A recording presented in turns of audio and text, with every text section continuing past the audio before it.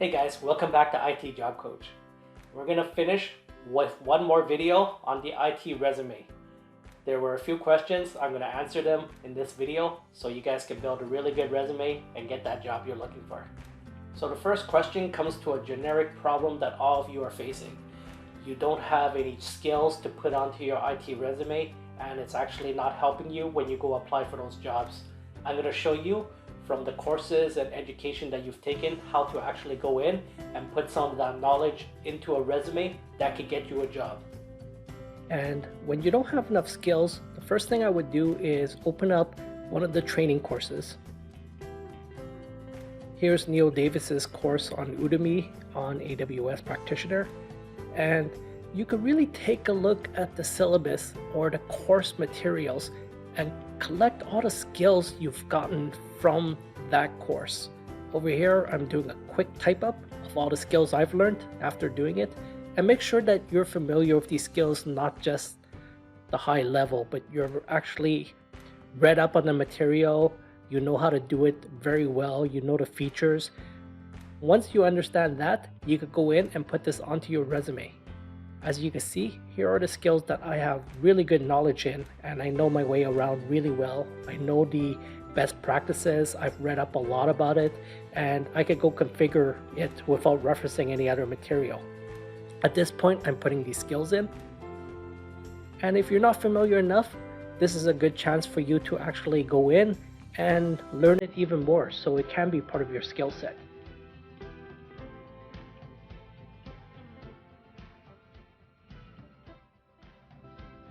Once I have this, I'm going to create that bucket strategy that I've talked about in my previous videos.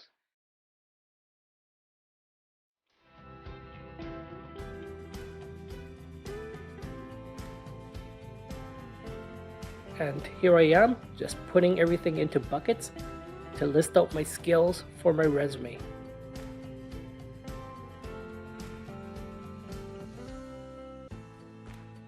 If you want a copy of this skills section, it's actually on my blog. I'll put the link on the bio on the bottom, so you can feel free to copy this or create your own or whatever suits you best.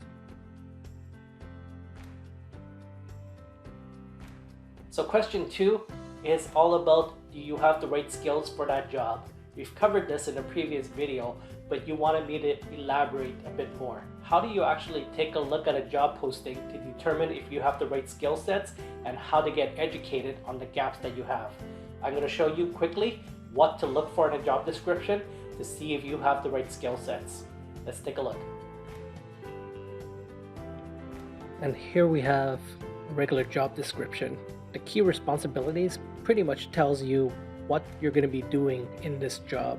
So this is where you'll take a look and see if this is something that interests you. Now the required qualifications on the bottom here tells you the skills required overall. It's going to be optional skills, mandatory skills, and soft skills listed. So the easiest way to figure this out is to look at your job description and find optional skills. Optional skills are all the ones that includes soft words like familiar, should, preferred. Here they are listed. So these are optional skills.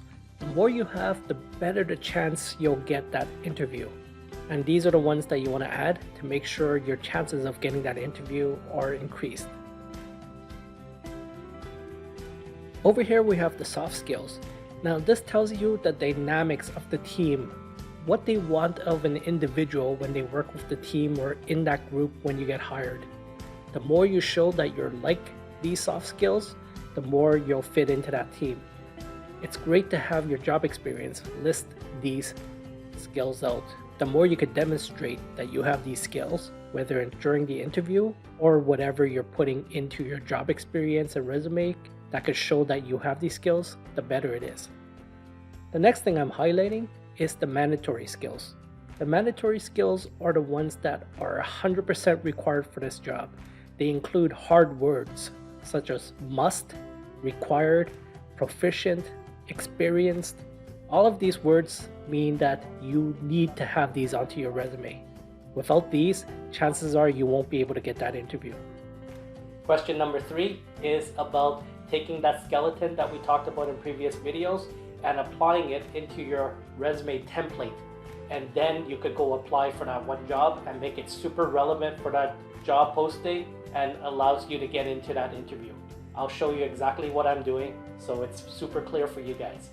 This last section is about taking what I have from before. As you can see, my current resume is pretty bland. All the skills that I have over here listed is not very relevant. It's basically a description of what I've done. It doesn't really match what the job description is looking for, and it's just generic stuff. There's no applicability onto what I've listed to what the job actually requires. Now we reference back to the skeleton skill template that we've created from my previous videos. From there, I'm going to take a look at the qualifications, understand what I need to put in, and try to fit in the soft skills or anything that stands out that are gaps in my resume, and ensure that I list those in here.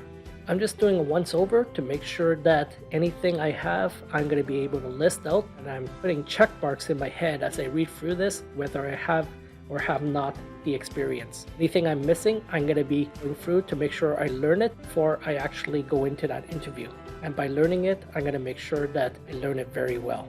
Okay, so I finished checking my skills section, and now I'm going to be able to go in and copy and paste from my skeleton. And I'm going to take a look at my jobs and see which of these buckets can I copy and paste into my application to make sure that it's relevant for this job. This is how I would do it. I would see that they require skills like strong communication, and I would go into my bucket for communication and copy it. Collaboration, I would copy subject from working from teams. Looks like they want self-starter, which is initiative, and I have a bucket for that, and I'm going to copy that skill over. I would do this for each of my job experiences to make sure that I am covered. So as you can see, from what I had before to what I have now, it is night and day, and all items that I have are relevant to that job. The final thing we want to do now is to make sure that we've covered key responsibilities and see if there's anything in there that we can bring into our job experience section. So a job posting is the skills that they want you to do. So the more that you could show that you already have this experience, the better it is that you could get into that interview. Taking a look over here, and I can see in the key responsibilities, there are a bunch of items I have in my job experience that reflect some of the key responsibilities. So I'm going to put in those lines in here to make it more relevant, to make my job skills more relevant to this job that I'm applying for, to make it more relevant to the job that I'm applying for. Finally, I look through and I look up the gaps that I have. There are some things that are mandatory, such as REST API and Jenkins, which I am not familiar with.